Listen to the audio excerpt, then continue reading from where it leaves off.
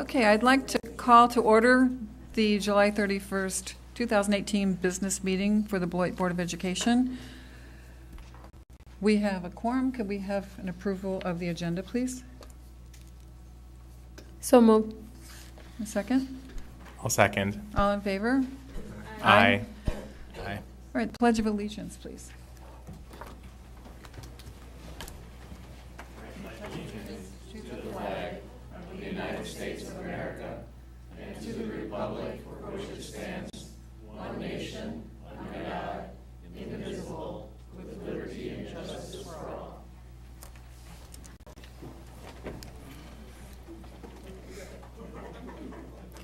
The first item on the agenda tonight is announcements and recognitions, and we have swearing in of our newest board member, Mr. John Wong.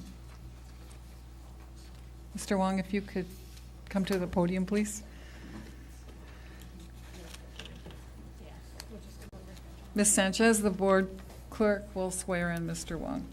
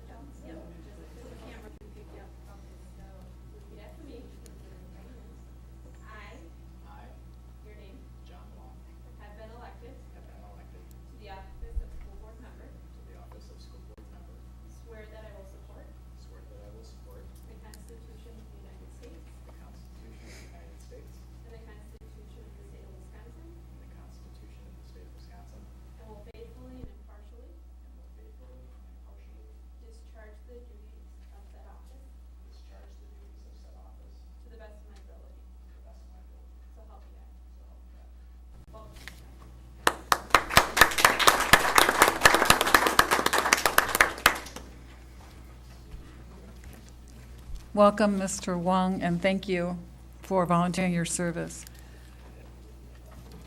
We now have a recognition of the Beloit Civic Theater and Pappas. No announcements. Oh, I am so sorry. Announcements. So, July announcements. Good evening, everybody. Thanks for joining us for dinner time and no dinner.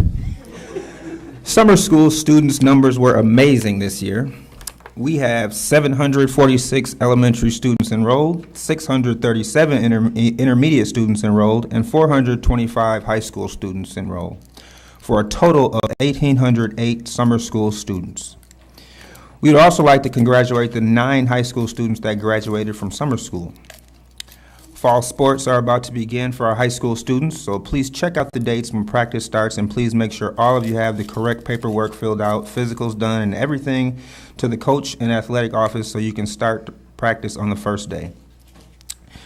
The Board of Education would like to thank all of our board applicants and to welcome John Wong to the Board of Education. We would like to congratulate all of the game changers in our area that were highlighted in the Beloit Daily News last week.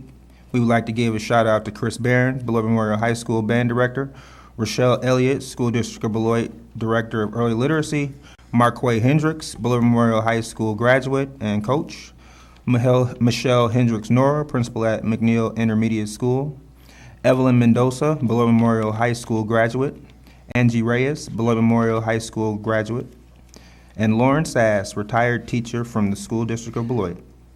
The first day of classes to start off our 2018-19 school year is Tuesday, September 4th. Thank you, and this concludes the July announcements. Thank you, Mr. Wilson. And now, actually, our first recognition is recognition of new administrators. If we could have our new administrators come to the podium. Yes. So I'm standing in since we don't have a PIO yet, but we have 2 new administrators that we'd like to introduce you to tonight. The first one that I'd like to introduce is Dr. Orlando Ramos. He's the new high school principal that has been working with us now for several weeks. We did have an open house the other night, but if you'd like to come up and say a few words and introduce yourself to the audience and the people at home, that would be great. Good evening. My name is Orlando Ramos, the proud new principal of Beloit Memorial High School. Good evening, honorable board and honorable members of the community It is an honor and a privilege to stand here before you. What an amazing community. The outpouring of support I've served and consulted across the country. I have never seen this level of support for a high school. It has been absolutely amazing. I've met with many community members, many parents, amazing teachers. I've met about a third of them already. I have to thank my incredible assistant principals, John, Janae, Jamie, and Rosendo. And I can't do it without my secretary, Deb Edmonds. She manages my life. Thank God that she's there. But again, please come on by and visit. My doors are always open. We're going to do some incredible things this year. We really are. I mean, we're going to really just take this to a whole nother level. The love and support is here. As of this morning, I'm officially a resident. I got the keys today. So, I'm Beloit and I'm going to bleed purple. So thank you, everyone. And again, it is a true honor and a privilege. Que Dios lo bendiga. God bless everyone. Thank you.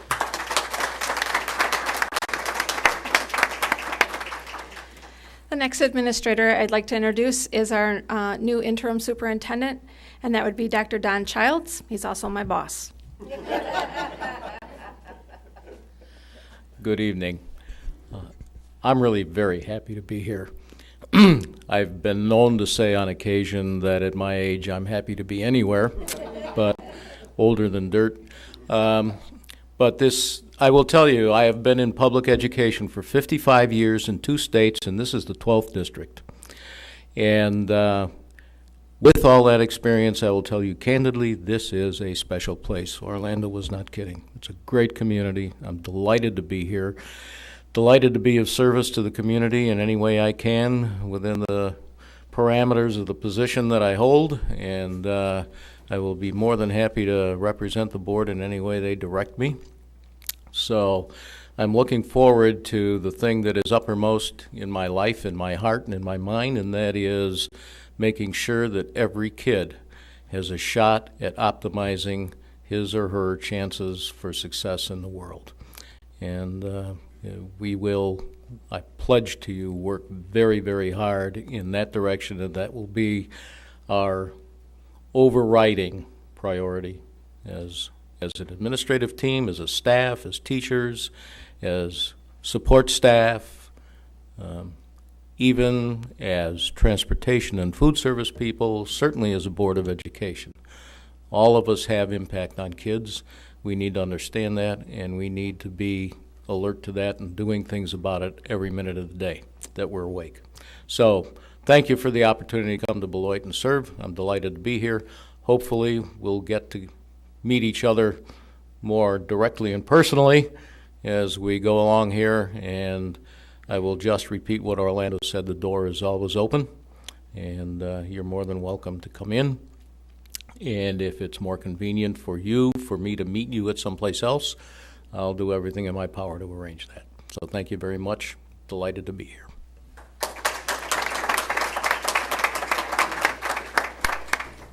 Thank you and welcome, Dr. Ramos and Dr. Childs. Now, the next thing on our agenda is the recognition of Beloit Civic Theater and Pappas. If you could come up to the podium, please.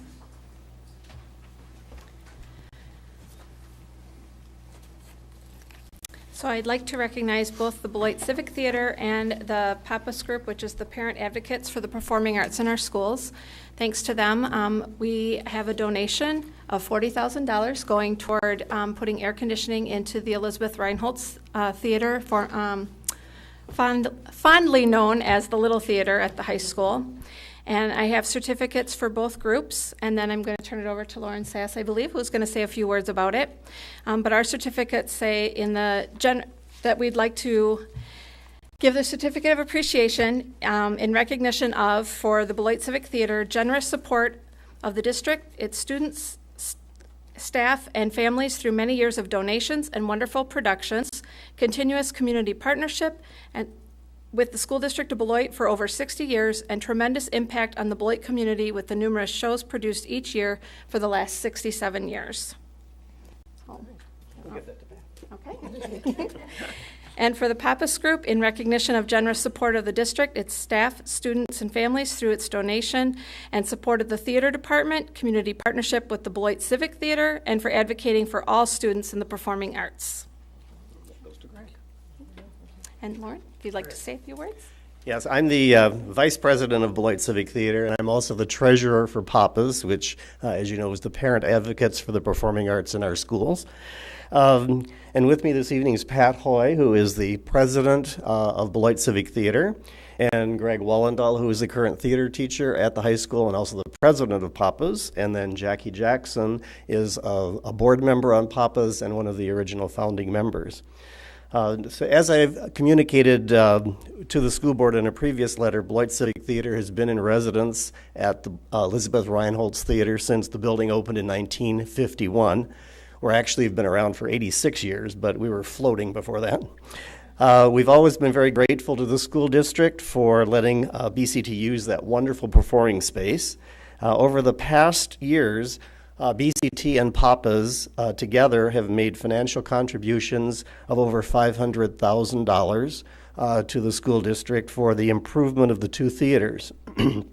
Last year, when one of BCT's longtime patrons passed away, his estate donated $21,700 to the Civic Theater, and BCT board voted to donate that amount towards the installation of air conditioning. Pappas is also here this evening to donate an additional $18,300 to help with the cost. And we are very happy to report the air conditioning is up and running. We've been down there building scenery, and it is a pleasure. We have spent many a long, hot summer working in that building, and so this is amazing. So we are here this evening to present the school district with a check for $40,000. And again, we thank the school board for their continuing support of the arts in Beloit. Thank you very much.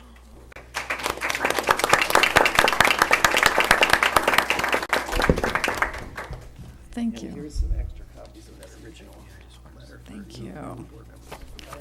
I would like to, Greg, would you like to speak? Yeah, I just wanted to say one quick thing, and that is that so much of this, the renovations in the auditorium, and this is going back quite a ways, but so much of the auditorium renovations that allow the performing arts to thrive is thanks to some very forward-thinking individuals in the district.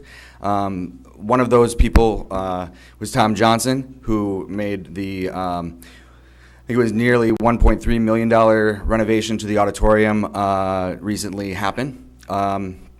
And also Sean Winters, who has just been an enormous support. He is really, really amazing at not only looking at the aesthetics when people come into our building, and he wants the public to see a really amazing space, but make it also extremely functional. I've just been amazed at all the things forward-thinking things that I've seen in the building since Sean Winters has come on board. So, thank you. Thank you. As president of Civic Theater, I'd just like to say thank you to everyone in this room for supporting Beloit Civic Theater for as long as you have been around, and we have been around with you. Pat ourselves on the back a little bit. I think we have improved immensely, even into the 30 years that I've been on the board. I would like to leave somewhere, we'll leave flyers for this year's shows. Teachers, students, families, I think we'll enjoy all of them. We hope to see all of you at the theater, and thank you for your support.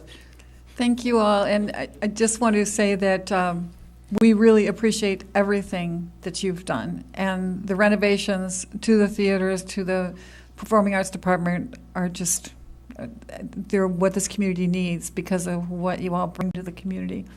And Mr. Sass, when we first moved here, I think the first play we may have seen was Joseph and the Amazing Technicolor Dreamcoat. We took the kids to see it, and the whole family was addicted ever since then. And we just really appreciate everything that you bring to the community and everything that Pappas and Beloit Civic Theater does for us. And I especially appreciate you recognizing fine employees that are helping to improve the district and mentioning Sean Winters in your letter to us. That was very nice. So thank you all. Thank you.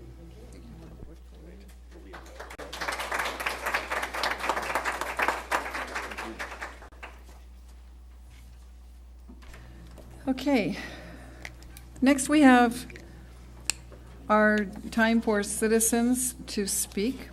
Citizens may speak on business and action items as those items are called up on the agenda. So if you're addressing a certain item on the agenda, please wait for that to come up. Members of the audience, the Board of Education is now the place on the agenda where we will receive public comments from individuals or delegations on areas of interest that are not on the agenda. The Board of Education will generally not respond or act on items that are not on tonight's agenda. Appropriate items will be referred to administration or one of the board's committees. Persons wishing to speak on one of the posted agenda items may do so as items are called by the board president. While the board and district welcome public comments, we as a board must also ask that you exercise care in your comments that relate specifically to district employees or persons connected with the school system.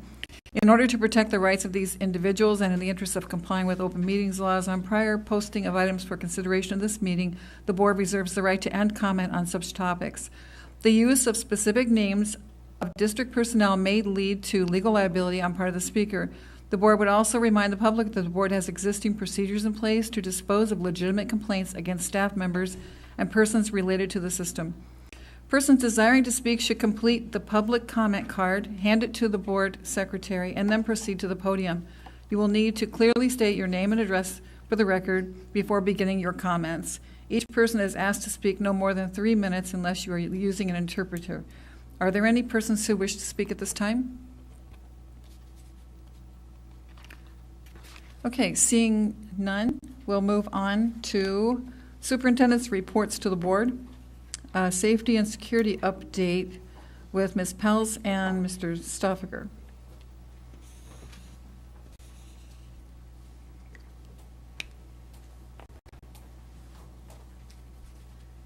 Good evening. And I don't have Mr. Stoffaker with me tonight, but I do have Chief Zabolski in the audience in case any questions arise, because I'm going to be talking to you tonight about the 2017 Wisconsin Act 143, which is an act that was enacted in March of 2018, and it established the Office of School Safety in the Wisconsin Department of Justice, and it includes a number of changes affecting school safety planning and implementation. So the school district will be working very closely with the police department to ensure that all of the requirements of this act are implemented appropriately. This act addresses 8 key areas. The first one being school safety planning and on-site safety assessments. And in this section, it just talks about that before creating or updating a school safety plan, that districts are required to conduct an on-site safety assessment of each school building site or other school-based environments, and this has to be done in consultation with local law enforcement agencies. The next area addresses contents of each school safety plan. Each school safety plan must be individualized for each school building. It has to include general guidelines specifying procedures for emergency prevention and mitigation, preparedness, response, and recovery. It must include guidelines and procedures to address school violence and attacks, threats to school violence and attacks, bomb threats, fire, weather-related emergencies, intruders, parent-student reunification, and threats to non-classroom events, such as recess or concerts or performances, and must outline a process for reviewing the methods for conducting drills required to comply with school safety plans. There are 3 requirements that cannot be included in a school safety plan. 1, employees cannot be required to contact a school administrator, school official, or any other person before calling 911. Employees cannot be prohibited from reporting school violence or a threat of school violence directly to a law enforcement agency. And employees cannot be prohibited from reporting a suspicious individual or activity directly to a law enforcement agency. And all of these requirements fall in line in a little while when I talk about mandatory reporting of threats to school violence. The next area talks about building and facility blueprints. Districts are required to provide blueprints of each school building and facility in the school district to our school safety office and each local law enforcement agency within the jurisdiction. School violence event response drills. Schools must annually drill students, as they have had to in the past, and staff in the proper response to a school violence event in accordance with the school safety plan. One of the new requirements is that school principals are required to submit a brief written evaluation of their drill to the school board within 30 days after holding the drill. And school boards must review all of the written evaluation information submitted. In regards to mandatory reporting, so all persons who are mandatory child abuse and neglect reporters, which are all school employees, are now required to report threats of school violence to local law enforcement agencies. And there's required staff training that has to take place around that. All school district employees must receive training provided by DPI in the laws that govern the reporting of a threat to school violence. So right now, our mandatory reporting for child abuse and neglect also comes from DPI, so that will include a component for the school reporting the threats of school violence. The next area is school safety plan reporting. Each district is required to file a copy of its school safety plan with the Office of School Safety on or before January 1st of 2019, and then before each January 1st thereafter. And then the following information is required to be submitted with the school safety plan each year. This includes the date of the annual school violence event drills held during the previous year, certification that a written evaluation of the school violence event drill was reviewed by the school board, the date of the most recent school training on the school safety plan and the number of attendees, the most recent date on which the school board reviewed and approved the school safety plan, and the most recent date on which the school district consulted with a local law enforcement agency to conduct the required on-site safety assessments. And then the last component of the act are the school safety grants. And as you know, those are being awarded as we speak. The school districts have opportunity to apply for grants for district expenditures related to improving school safety. Eligible expenditures include any expenditures incurred to comply with model school safety practices, school staff safety training, safety-related upgrades to school buildings, equipment and facilities, costs associated with creating required blueprints of each school facility. And so we applied as a school district of Beloit for the first round of safety grants. We applied for an amount of $274,231, and we are still waiting to receive word on if that was awarded or not, but I'm feeling fairly confident that we will receive notification pretty soon. Our identified projects included security camera installation. We are going to address access control with our grant money, doors, and door hardware. So that is a brief summary of the new School Safety Act, Act 143. At this time, I would be able to entertain any questions that you might have related to this information. Does anyone have any questions? I'm just wondering, Mrs. Pels, if we could have that in print, like just, I don't know if you're reading from a document, just email it to us when you have a chance. Absolutely. So we can review it. Thank you. Any other questions? Ms. Pels, can you tell me, please, we have to have this plan submitted to the DPI? To the Department of Justice. Department of Justice by January of 2019. Okay. So do you have a plan in place for getting us there at this point? We currently do have school safety plans. Our next step will be to review what the contents of those plans currently are, ensure that we are doing the on-site assessment in collaboration with the police department to determine if there's any revisions that need to be made to that school safety plan. So we have an outline. We will also look at what DPI is offering as their model plans, and we will mirror off of those as well. So that is our plan currently in order to meet that deadline. Okay, and I'm wondering if you could help determine which committee this would be appropriate for, perhaps Students Committee, and maybe present at that committee to get the ball rolling with developing a plan. Yeah, I think that the Students Committee is a very appropriate place for this this conversation to happen. And, Mr. Wilson is saying maybe communication, but I feel like this sort of ties into other safety issues. Yep, more facilities might be another place where we would have discussions around these topics. Okay. All right. Thank you. Thank you.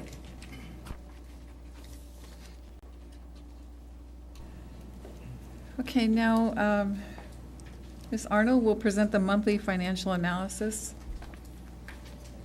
Armstrong, I apologize. What? That's okay. I'm so sorry. Well, good evening. In your package, you'll see the presentation of the May financial reports.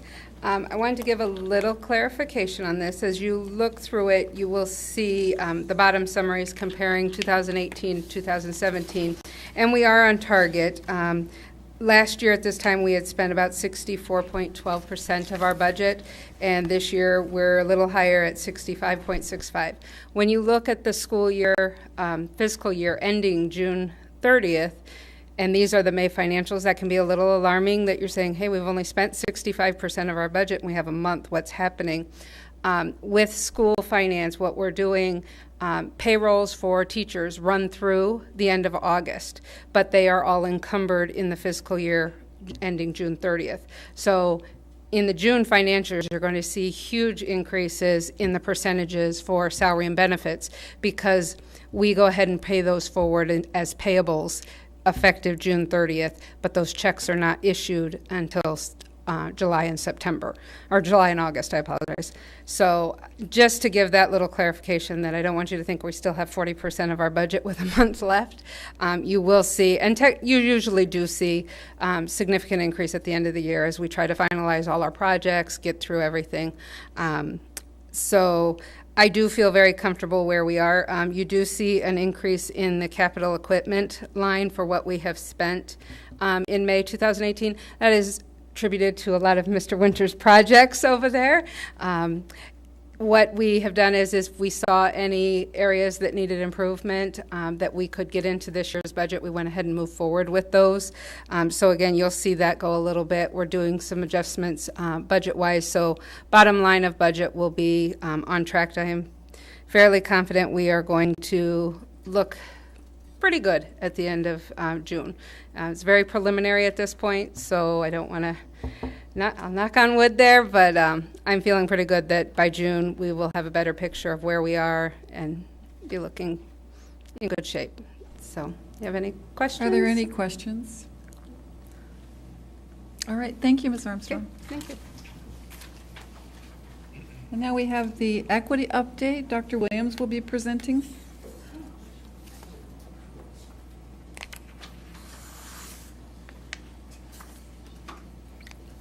Good evening. First and foremost, I really want to thank this community. I want to thank our administrative team. I want to thank the teachers, and I just want to thank the entire staff within this great district for your support during my tenure as their interim superintendent here on several occasions. So I just want to say thank you, and I also want to say thank you to the board and welcome Dr. Childs, and also welcome John Wong to the board. Just want to talk to you about a few points that we've been working on at this particular time. One of the items that we had discussed within the ad hoc committee's diversity plan was to spend more time working with our students. One board member had asked that we spend more time working with our females, and one of the activities that happened this past week over at Cunningham was the Beyond Beautiful program, which was an outstanding program that focused on girls over there at the school. It was absolutely wonderful. So I want to thank the staff, and also want to thank the principal for that outstanding presentation for those students.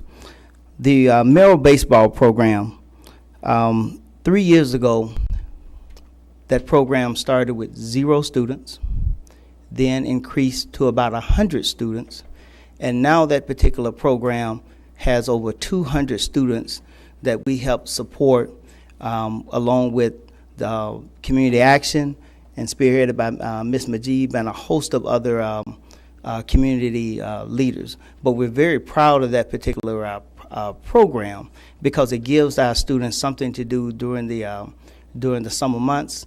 And we also had the pleasure of taking those students to Milwaukee Brewers game. And one of the things that we want to do, you know, they say a child only educated at school is an uneducated child. And we want to make sure that our children have those experiences. So that's why we do what we do. So I want to say thank you to everyone who's involved with that organization. And we anticipate about 300 students next year. So they'll need even more support from us. The Build and Bridge program. Last year, we talked about the Bridge and Build program, and this is a new program that's being implemented within the state. There's only a couple of districts that are a part of this initiative. We have Beloit, Neenah, Milwaukee, and Madison. And so we'll be meeting next week in Milwaukee to kick off this Bridge and Build concept. And this Bridge and Build concept is to bridge the gap between sports and financial literacy. This particular program is so important and more important to us here in Beloit because the concept is based off of our very own Lamont Weaver, which many of you may be familiar in 1969, where you had the shot heard round the state. We call it the shot heard round the world. This concept is based off of that, but it's called the second shot heard round the state, bridging financial literacy and sports. So we're very excited about it. It's a partnership between a host of different organizations to include the Milwaukee Bucks, and we're very proud of that. Our district is very proud to be a part of that. We had the honor, myself and Tasha Bell, to present at the National School Culture and Climate Conference, which was very huge, very huge. It's very rare that you get a chance to go and present. It's a very competitive process, but we were selected to go, and we presented and represented Beloit very well, sharing some of the great things that are happening here in Beloit with other people around the nation. So we're very proud of that. The Code of Conduct. You heard here tonight. I'm glad we got some traction with the SRO officer contract and the Code of Conduct. We know that there are still some concerns with some of the areas, and that's an ongoing process. And so we'll be looking more into that piece. A lot of people within the community and within the district are very concerned about some of the issues and as it relates to the Code of Conduct, because we do not want to get to a point where students are being criminalized for simple student behavior. The Diversity and Inclusion Plan will be presented on next month. Recruitment and retention efforts are still ongoing. I wanted to be transparent with the community. There's a lot of we've had a lot of comments and concerns that have come forward as a result of some of recent events that's impacting recruitment and retention efforts, and just want you to be aware that we are working to address those particular issues, because we do not want any of our teachers leaving, especially our diverse teachers. We are very proud.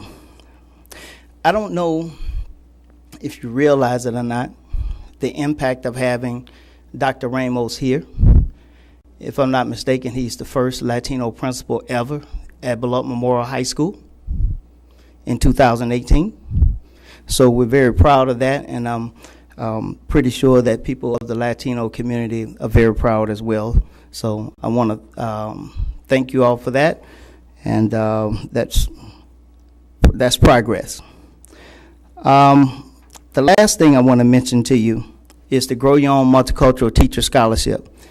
Every year around this time, we talk to you about the importance of this scholarship. The Grow Your Own Multicultural Teacher Scholarship is a scholarship that we give to a graduating student, minority student, to increase the number of minority teachers here within the school district of Beloit. And so that is very important. And over the past 2 years, we've given out 2 scholarships to students. And that's $5,000 each year that they will receive, and they will come back and teach here within the school district of Beloit for at least 3 to 5 years. That scholarship was made possible because of your support and the community support. And we want to ask you again to support us. And just to give you some incentive, we have one organization that confirmed today that they will match what we make or what we raise here within the school district of Beloit up to $5,000. So we are looking for about 50 more businesses in this area who would do the same thing. And that would give us quite a bit of funds to support other students and increase the number of minority teachers here within the school district of Beloit. Thank you. Thank you, Dr. Williams, and the board would like to thank you as well for stepping up and filling in at the time we needed you to serve as interim superintendent. We appreciate all your work.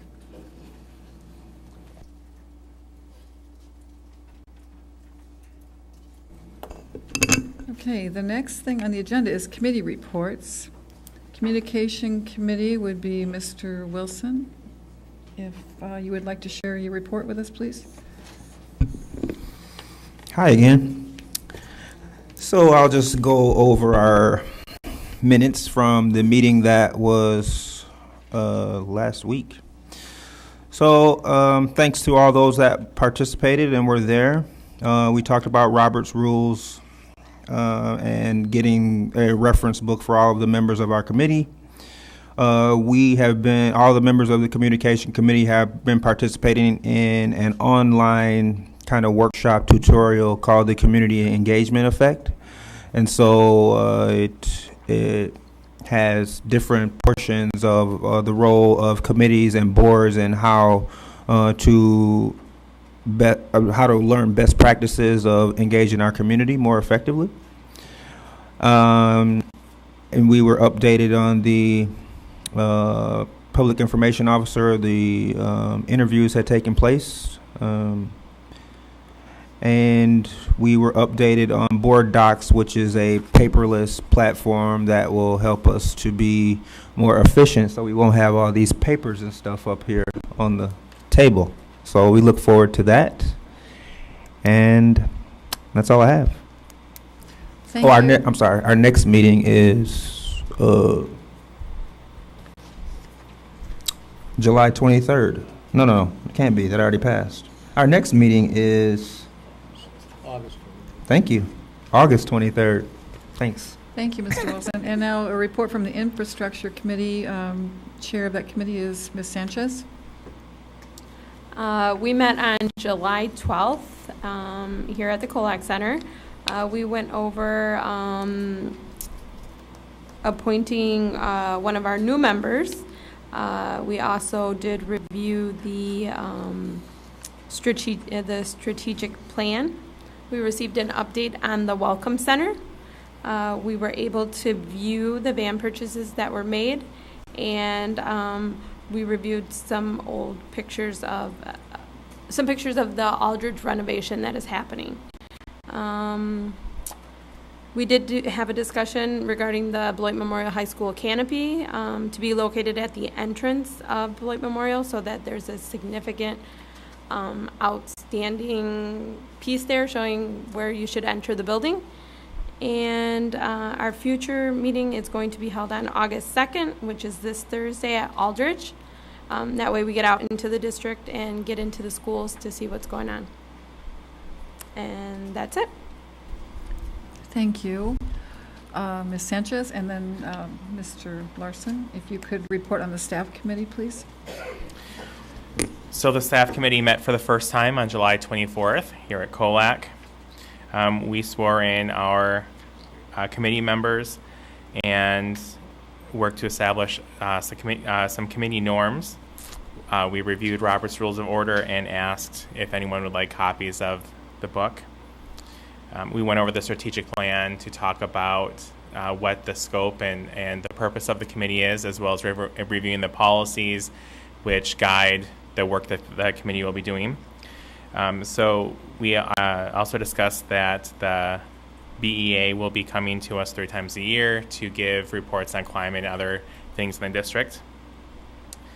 And we will meet again on August 14th at 5 in room 106.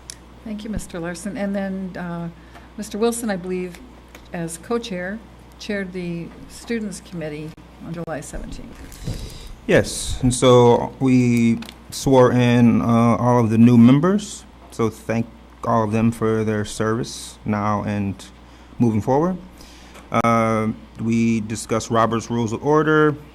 We looked at the Students Committee policy to help us to outline the work that we will be charged with in relationship to the strategic plan and SMART goal number 1 of the plan. And our next meeting will be August 14th at 4 o'clock.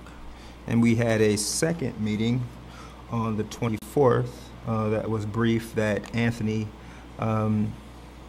just informed us all of the Yonder cell phone pouch system, and that initiative will be rolled out at both of our high schools, at BLA and Beloit Memorial High School, for the 2018-2019 school year. Thank you, Mr. Wilson. Now we're at the consent list. All items with an asterisk will be enacted in one motion. There will be no separate discussion on the items unless the board member or citizen so requests. In which event the items will be removed from the general order of business and considered in their normal sequence on the agenda. Do I have an approval for the consent list, please? I move approval of the consent list. Is there a second? I'll second. Okay, all in favor of the consent list? Aye. Aye. All right, the consent items on the consent list are approved. And the next business action would be acceptance of the Civic Theater and Pappas donation. Do I have a motion? I move the acceptance of the Civic Theater and Papa's donation in the amount of $40,000. Is that correct? Yes. I'll second. Okay, we have a motion and a second. Any discussion? Okay, so there's a motion and a second to accept the $40,000 donation from the Civic Theater and the Pappas group for air conditioning in our little theater. All in favor? Aye. Motion passes. Paper contract renewal. Would you please?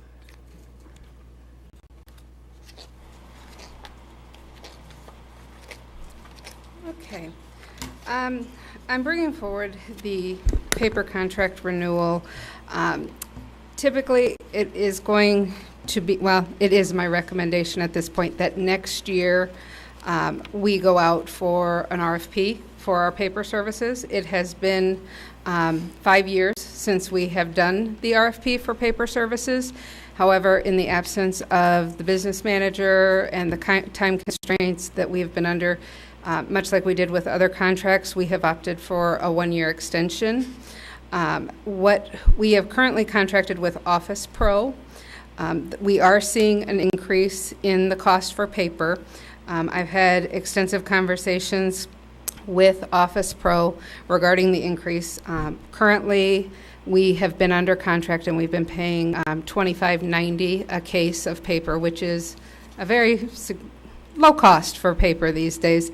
However, the proposal is to go up to $27.79, which is a $1.89 increase per case. Jamin, who is from Office Pro, has given me extensive letters and documents from paper mills that, due to the new tariffs that are out there that limit the import of paper, a lot of paper mills have closed down, which is limiting the availability of paper to consumers and to paper producers. Therefore, they are guaranteeing us this $27 $1.79 change for the remainder of 2018, but they are also putting a limit that it will never increase more than 3% for the first half of 2019. They can't lock in for the whole year, but they are guaranteeing we will not see more than a 3%.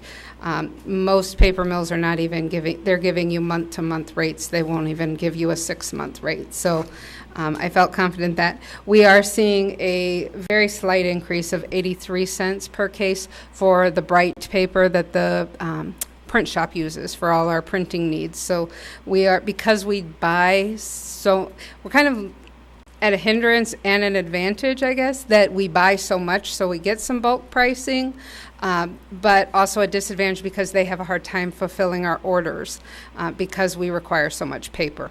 I have gotten some additional information with some other vendors. I did my own little looking out there, what I could get with some contracts with Office Depot, with Amazon, what I can get for better pricing since I have marketed out Amazon Business, where we get substantial discounts, looked at some paper contracts potentially with Office Depot.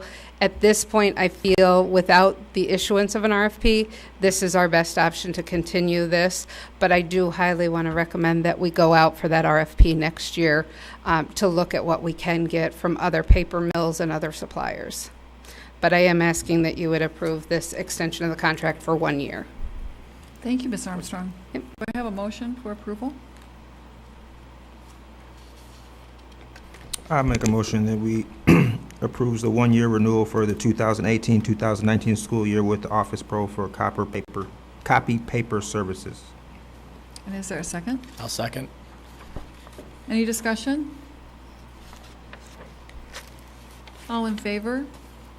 Aye. Aye. Motion passes. Next item on the agenda is approval of volunteer coordinators' job descriptions. This was being presented by Mr. Bonds, who is not with us this evening. Is Ms. Carradine here? Thank you, Dr. Williams.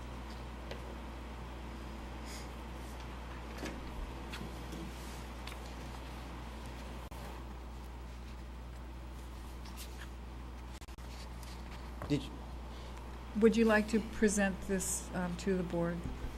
The two positions that you have there has already been approved by the board. That is just the job description, and Mr. Bonds is looking for the board's action on that tonight. Okay. I did speak with Mr. Bonds earlier today. Okay. About there's a possible error in required qualifications for the second job description because they're pretty much identical. Okay. And I'm wondering if we should approve these right now or have them come back again. I wasn't aware of that conversation, but is that correction easily made and can be approved, or does the board need to table it and bring it back? I think we could make the motion to approve them, and it could just be changed. It's a downgrade. It's not an addition. So I think we could do that. All right. So is there anyone with any questions regarding these job descriptions?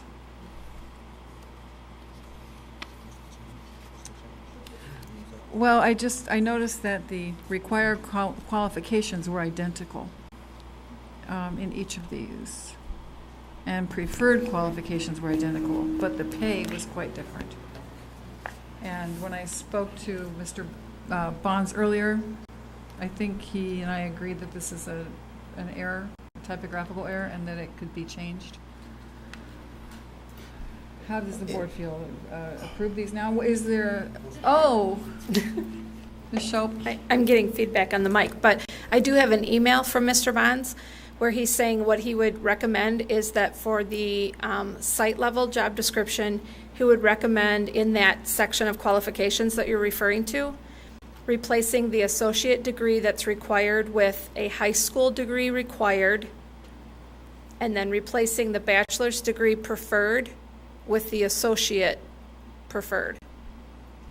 That's what I was looking for. Mhm. So if we could get a motion reflecting that change, that would be perfect, then we could move on.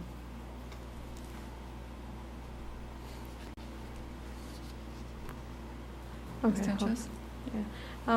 I move that we approve the volunteer coordinator job description and the site level coordinator job description with the change to the required qualifications and preferred qualifications as discussed. Okay. Is there a second? I'll second. Thank you. Any other discussion? All in favor? Aye. Aye. Okay, so the job descriptions are approved as amended in Mr. Vaughn's email. Next on the list is the Yonder cell phone pouch system. And this was discussed in Students Committee with Mr. Wilson chairing that committee. So maybe if I could ask you to tell us a little bit about it. Thank you. Sure. So Mr. Bonds just followed up his last year's presentation of the Yonder cell phone pilot to where it was piloted in several classrooms at Beloit Memorial High School. And the feedback was overall very positive. Again, the student feedback was more or less, yeah, we want our phones, but we did notice a difference in the engagement level that we shared in our classroom with our peers in the hallway. And the teachers could notice a difference in the level of engagement in their classrooms. While we would assume that kids can't be away from their cell phones for an extended period of time, this pilot has shown us that our kids are able to make the necessary adaptations to be successful academically. So I think this will be one of the tools that, although the students may be, they don't like it at first, I think at the end of the day, overall, the Yonder cell phone pouch system will be a benefit to the school district of Beloit, and at some point in time will be the model. Right, Ross? That's right. Would you like to step up to the podium, please? Thank you.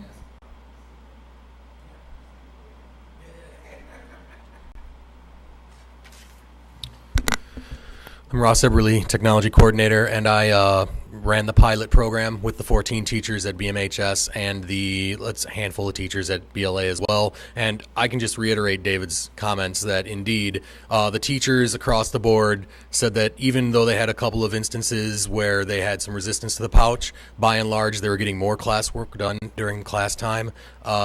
They were finding that the students were interacting with each other more face-to-face, so there's more student interaction.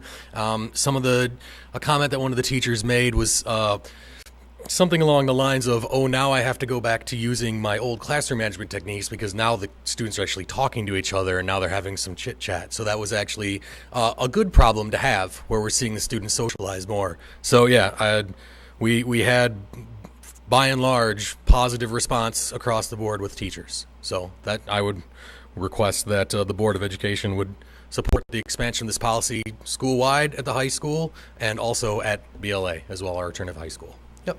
Okay, does anyone have any questions while Mr. Eberly is up at the podium? Okay, I have one. Yeah. How about compliance and enforcement? Can you tell me how that went? So compliance and enforcement, we'll just utilize the existing discipline policy. That's generally how we worked it with the pilot program, where if a student refuses to put their phone in the pouch the first time you ask a couple of different times, encourage them to put it in the pouch. Again, the pouch is not a punishment. It's not punitive. It's just speaking in terms of addiction to the cell phone, addiction to social media, trying to keep the students more mindful. It's not a punishment. We're not looking to punish the students. We're just trying to keep them in the moment in their learning. And so with the discipline, they handled it much the same way that you would handle any other sort of non-compliance issue in the classroom. There's no real additional discipline steps. This just adds, please put this in the pouch. If they don't, then they go down the regular route of the discipline. Yep. Okay, and then I'm wondering, is there a plan to move this down to the middle school level? At this point, we have heard a little bit of feedback from the intermediate schools where they're requesting it.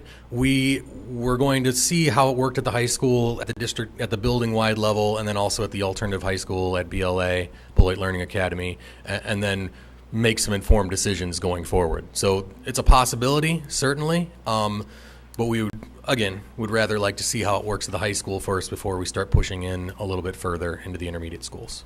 Okay. Thank you. Yeah. All right, so do we have a motion for the Yonder pouches? And it is a fiscal impact of $24,000. One more question. Is that a one-time fiscal impact? I'm sorry.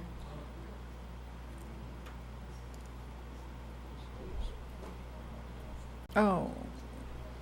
Let me see, the commitment is yearly, but the fiscal impact. Yes. So the Yonder Pouch system is a subscription. It's a lease program. The first year, it's $12 a student. The second year, if we stay with the program, it drops to half. So then you'd see a yearly commitment of $12,000 at the existing levels that we have now. That's per student. So again, we're doing the numbers based on the number of students in the high school and BLA, which is approximately 2,000 students right now.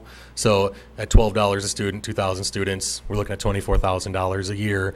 Next year, that would drop down to $12,000 a year. And then if we were to add intermediate schools, of course, the price would go up because we would add more students. Yep. Okay. All right, thank you. Yep, of course. Okay, is there a motion?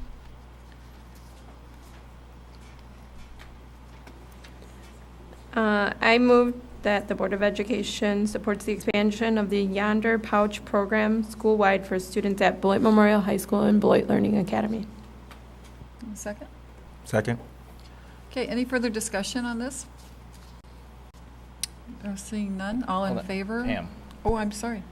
Is there a point in which perhaps the program works well and the kids and the teachers understand that, phones are not used in classrooms and we can eventually wean ourselves off this expense on an ongoing basis?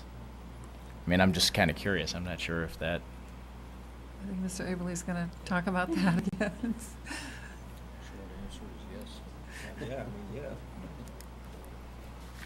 Certainly our goal would be to not have to incur this expense. Currently, at Beloit Memorial High School, there's been some inconsistencies in enforcement of the existing cell phone policy. This is a tool to kind of get us on the right track, and that would be our preference, is that we can get the high school aligned with reduced or no cell phone usage during the day, and then at some point we would consider removing the program, yes. But the students will still be allowed to use them in the halls, is that true? So we have a meeting tomorrow set up regarding implementation with the high school. We were leaving a lot of the decisions in regards to specific implementation to the new principal, Dr. Ramos, so that way he can own that program along with the rest of his administration. So we had talked about a couple of different models, whether that would be specifically in the classroom and then unpouch as you come out of the classroom, or whether we would pouch going into the first classroom and then potentially not unpouching until lunch or the end of the day. That's something that we are going to leave to the administration of the high school to make their best recommendation based on how they understand their student population. How is it being handled with the earbuds? Because the phone could be on and music could be playing and the earbuds could be... So the previous model of the pouches did have a little bit of a gap that the earbuds could fit through a little gap there. The new models of the pouches should not have that, so we're recommending no earbuds, no charging when the phones are in the pouches. In fact, we recommend that the students turn their telephones off, so that way they're not draining their battery, or we would silence it, because if the phone is ringing in the pouch, it's going to become a distraction as well, and that's what we're trying to prevent. So, thanks. Yeah. Okay, is there any other discussion? All in favor of the motion to approve the Yonder pouches? Aye. Aye. Aye. Thank you. The motion passes.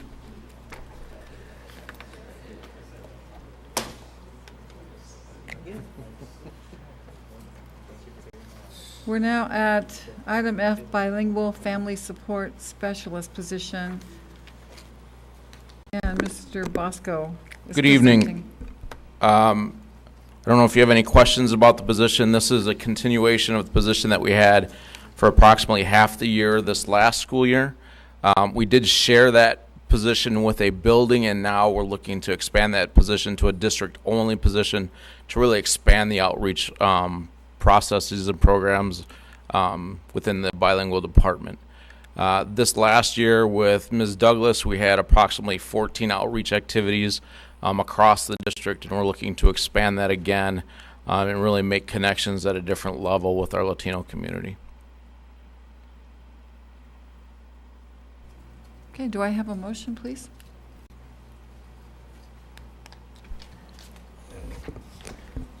I move that the board approve the creation of a full-time instructional support position for. Is that? Oh, hang on. Okay, I'm sorry. I move that the administration recommend the creation of bilingual family support specialist position using Title III funding. I second. Okay, so the motion is moved and seconded that we create a bilingual family support specialist position using Title III funding. Is there any more discussion? All in favor? Aye. Aye. Thank you, Mr. Bosco. You bet. Okay, and you're staying up for the I next item. have 2 more, yep. Let's just keep rolling. Okay, this item is to approve repurposing of 1 full-time employee English language learner paraeducator position to increase English, gosh, I can't speak English, to increase English language learner staffing. So the English as a second language staff at Fruzen currently has 1.5 FTE. And when you compare their ELL student enrollment numbers to the other buildings, they're significantly higher students per staff ratio. And so what we're looking to do is take that additional paraeducator FTE that they have and use that to increase that 0.5 to a full-time ESL teacher at Fruzen. That would bring their numbers to a more comparable student-staff ratio to the other intermediate buildings. Okay, thank you. Is there a motion, please? I move that the administration recommends repurposing 1.0 paraeducator FTE to increase ELL teacher FTE from 1.5 to 2.0. Second? Do we have a second? I'll second. Thank you. So the motion is made and seconded to repurpose 1.0 paraeducator FTE to increase ELL teacher FTE from 1.5 to 2.0. Any further discussion? All in favor? Aye. Aye. Motion passes. Sorry, next item is creation of a specialized position for the 21st Century Community Learners Grant and homeschool support. So at Cunningham Intermediate School, home of the Cavaliers, they have the CLC program, which will be its last year of a 5-year grant. They were also using title funds to support a 0.5 bilingual family outreach position. What we're looking to do, which is a similar structure to what we have at another intermediate building, is to make that a 1.0 FTE, so that person is in the building all day, can really establish connections not only with the school community but also with the staff, students, etc. Those funds are all in Title I and the CLC are ready, so they're existing funds. There's no budgetary impact.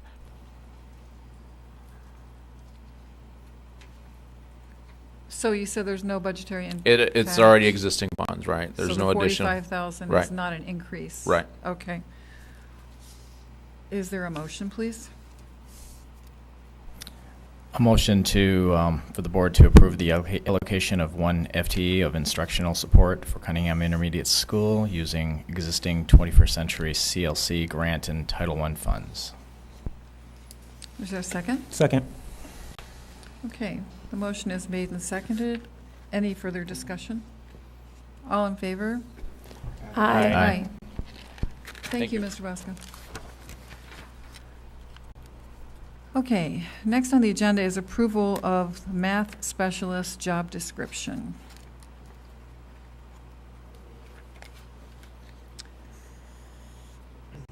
This is also what Anthony Bonds was working on, and so we may have some questions that hopefully Dr. Childs can answer for us.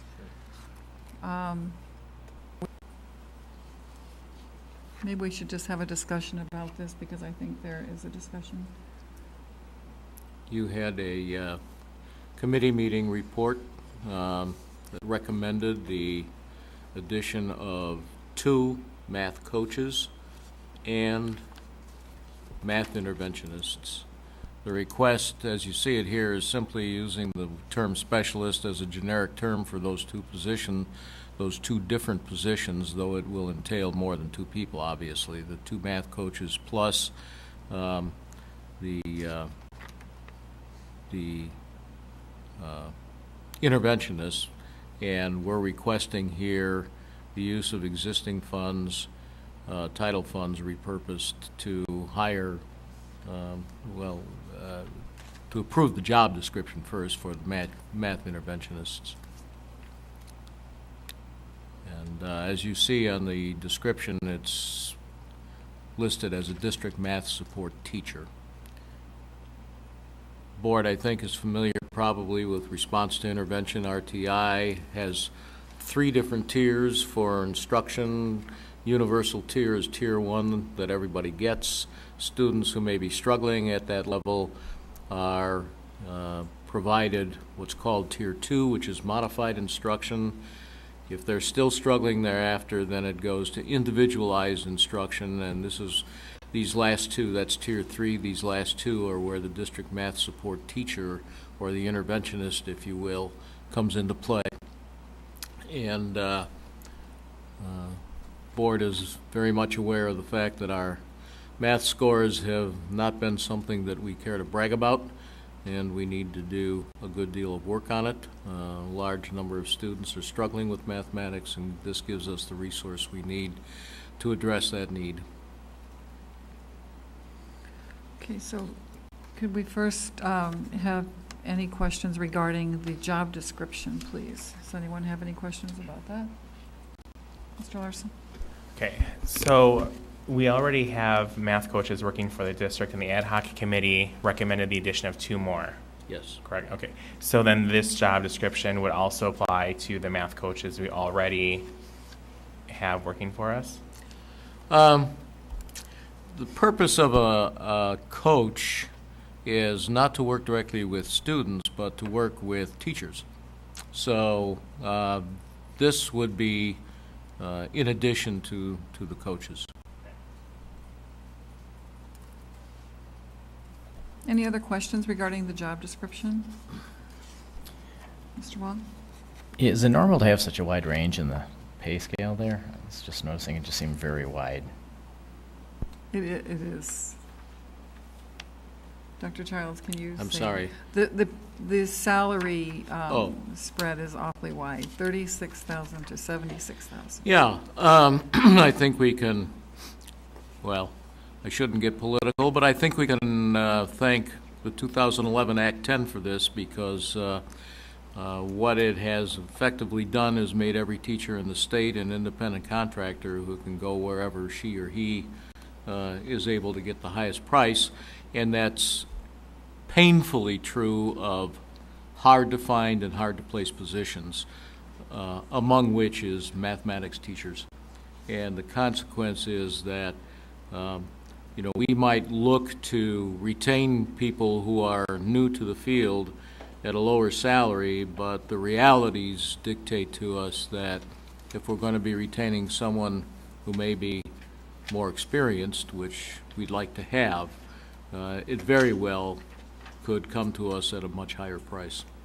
And I think we simply wanted the board to be aware of that, because that reality is going to be with us going forward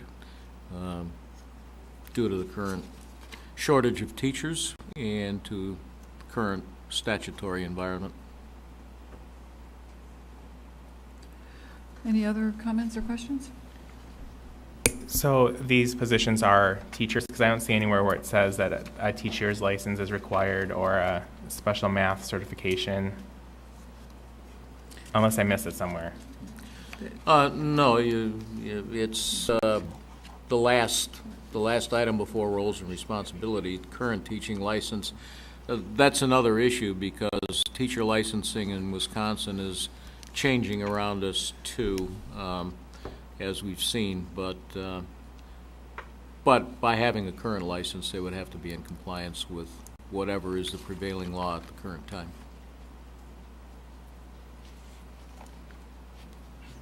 Is there anything else, any other questions anyone has regarding the job description? Okay, is there a motion for approving the job description only?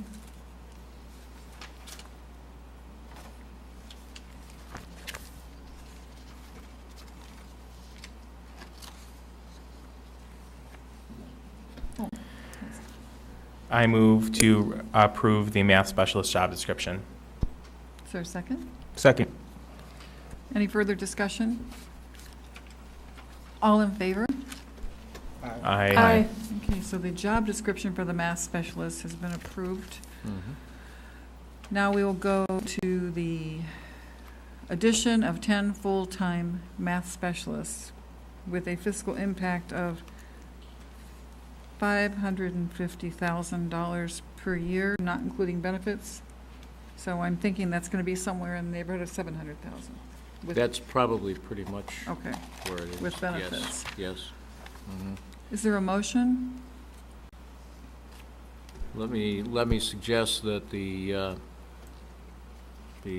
proposed motions that I sent to the board members on the items on the agenda for the business meeting, the motion on this does specify that passage of the motion to do these hirings is dependent on availability of funding.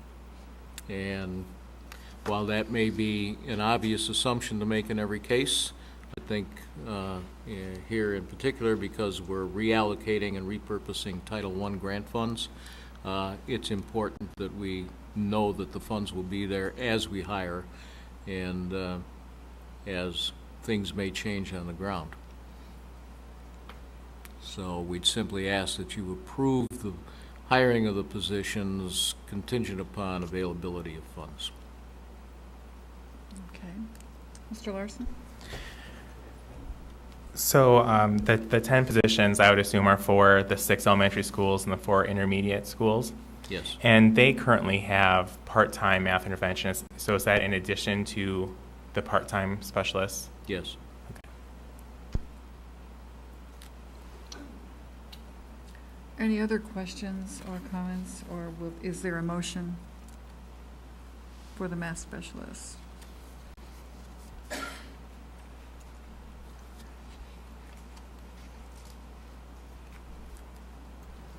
There's no motion. I'm sorry. I make a motion to approve the 10 full-time math specialists dependent on the availability of funding. Is there a second? I'll second. Okay, any further discussion? Mr. Larson? So with the dependability of funding, is there a priority for the buildings in which would be filled and staffed first with these positions? That's a question we'd have to ask Mr. Bonds, who's not here, obviously, and I rather suspect that he has some kind of priority in mind, but we haven't discussed it, so I don't know that.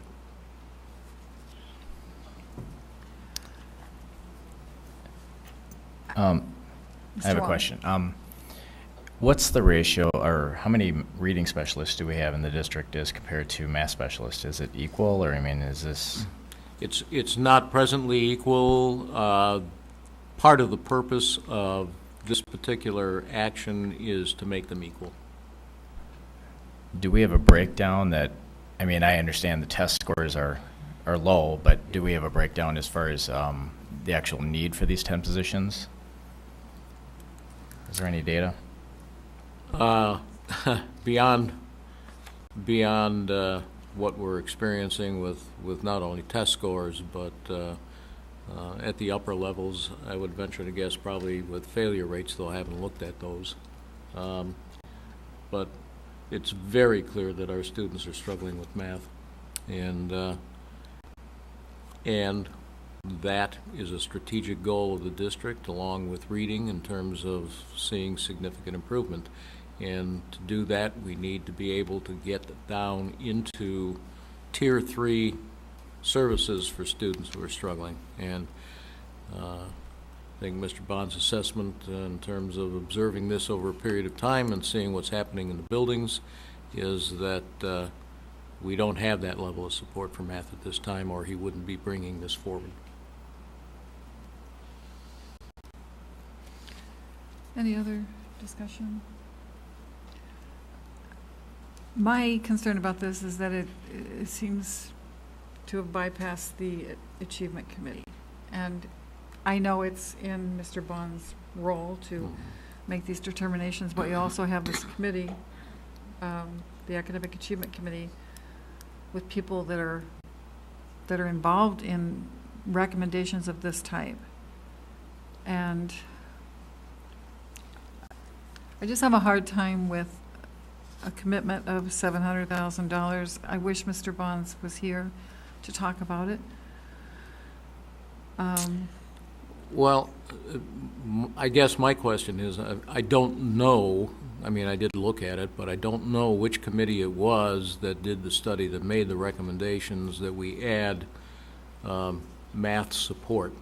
And, you know, I think this is in response to that. I would guess it would have come from the Achievement Committee, given the items that were addressed in that committee report. Mr. Larson? I was able to sit on the last couple of committee meetings at the ad hoc committee and with this subcommittee, and the goals of the subcommittee was to, over a 2 or 3 year period, bring parity between reading and math through staffing and funding and professional development. So their immediate concern was the 2 additional coaches of math, the math coaches, but then also looking at using the math teachers who are already in the buildings, because some of the interventionists were not teachers. Some of the math teachers had time in their day for intervention, and making sure that we use those resources in the buildings first before we go and hire that extra layer of support. And so actually I did hear from a couple of those committee members today, kind of saying that they were surprised to see this because it wasn't what they had discussed in the subcommittee.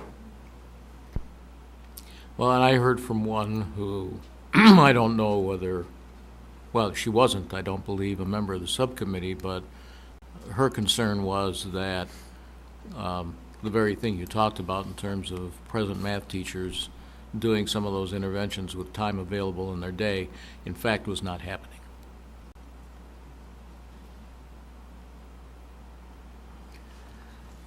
Is there any other discussion on this item? Okay, so we have a motion, and, well, let me ask one other question. Sure. Please. What would there be a harm in postponing this until Mr. Bonds is present in 2 weeks? The only harm being whether we're going to be able to find people, given the number we're talking about. At that point in time, in 2 weeks, we're virtually at the start of school, and it probably means looking to see if we can do some hiring after the start of the school year. And I'll be candid, in my experience, hiring at that time of the year rarely gives you the quality of candidate you'd really like to be talking to. Occasionally it happens, you know, you strike oil, so to speak, and you get a superstar, but it doesn't happen often. Typically the people who are available the end of August and the start of the school year are people who were rejected by other districts, candidly. And as it is, this is coming to us very late. And it's actually. very late now, yes. Mm-hmm. Okay, is there any other questions or discussion? All right, so we have a motion to approve the full-time math specialist for each elementary and intermediate school. at a cost of $55,000 average salary for each position. And you see also on that range that Mr. Wong brought up, it could be more than that. It could be more than Yes. that, yes. Okay, so we have the motion and we have a second. All in favor? Aye. Opposed? Nay. I'm going to abstain. But You shouldn't, unless there's a conflict. Abstain from anything you want. No, it's policy that the members should vote unless there's a conflict of interest. I can't make you vote, but that's our policy. That's our policy. no. Okay, and I vote nay, so the motion fails. I do hope that it comes back when Mr. Bonds comes back. Yeah, I we just will think make it a was point bad of it. timing. Yep. Thank you. The next item is possible appointment of committee chairs and committee members. We do have our new board member, Mr. John Wong, and I would like to ask you if you would be interested in chairing the Students Committee. I sure would. Thank you.